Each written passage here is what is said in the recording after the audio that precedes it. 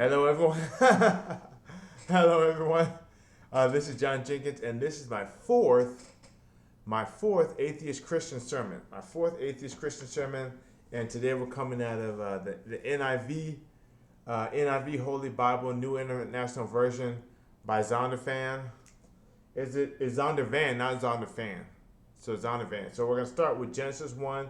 Let's get started.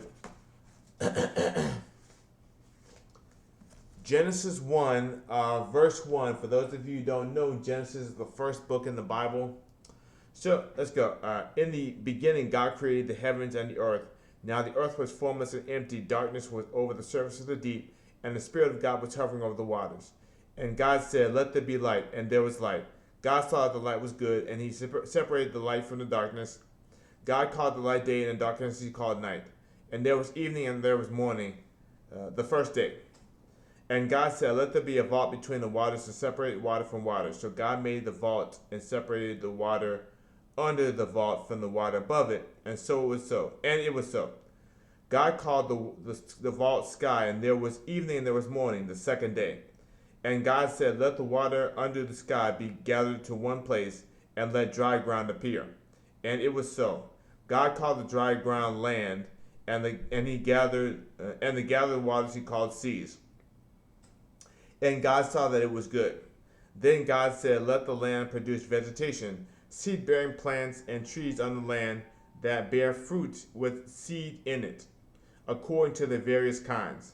And it was so. The land produced vegetation, plants bearing seed according to their kinds, and trees bearing fruit with seed in it according to their kinds. And God saw that it was good.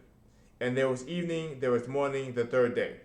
And God said, "Let there be lights in the vault of the sky to separate the day from the night, and let them serve as signs to mark sacred times and days and years.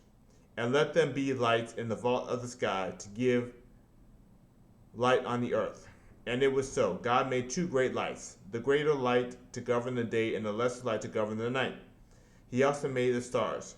God set them in the vault of the sky to give light on the earth, to govern the day and the night, and to separate the light from the darkness. And God saw that it was good. And there was evening and there was morning, the fourth day. And God said, "Let the water teem with living creatures, and let birds fly above the sky across the vault of the sky. Let birds fly above the earth across the vault of the sky." So God created the great creatures of the sea and every living thing with which the water teems and that moves about in it according to their kinds, and every winged bird according to its kind. And God saw that it was good. God blessed them and said, "Be fruitful and increase in number, and fill the water in the seas, and let the birds increase on the earth." And there was evening and there was morning, the fifth day. And God said, "Let the land produce living creatures according to their kinds, the livestock, the creatures that move along the ground, and the wild animals according to its kind." And it was so. God made all the animals according to their kinds, the livestock according to their kinds, and all the creatures that move along the ground according to their kinds. And God saw that it was good. So that was verse 25, verse 1 to 25. So the thing that really caught my eye about this was that, when you're creating something, uh, it's a very sloppy process. So when you're creating, you bring something to life, and it's not always a well-ordered process, because it's like when you read Genesis 1, he says, all according to their kind, everything according to its kind. And it's like, well, who decides what is according to its kind? There's no explanation. Who decides? In the book, in Genesis 1, it mentions livestock. So when you're thinking about God and the creation of the universe, why would God use the word livestock? It doesn't make any sense, because how would God even know which animals are going to be selected as livestock and which animals are going to be wild animals? It's stuff like that. So when you're creating something, when you create something, there's gonna be complications that are not foreseen. There's gonna be there's gonna be complications that are not foreseen, and you're gonna need to organize. You're gonna need to you're gonna need to make mistakes because you're not going to have all the answers immediately.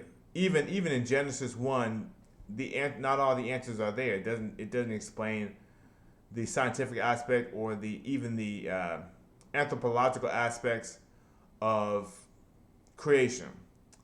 So it doesn't explain why things were done the way they were. And yeah, that was my observation of Genesis 1. I hope you guys enjoyed. I hope you guys enjoy my atheist Christian sermons, and I want to continue to create these. I hope everyone's having a great day, and I'm gonna go ahead and get done with the rest of my day. This is my fourth atheist Christian sermon. So have a great day, everyone, and goodbye.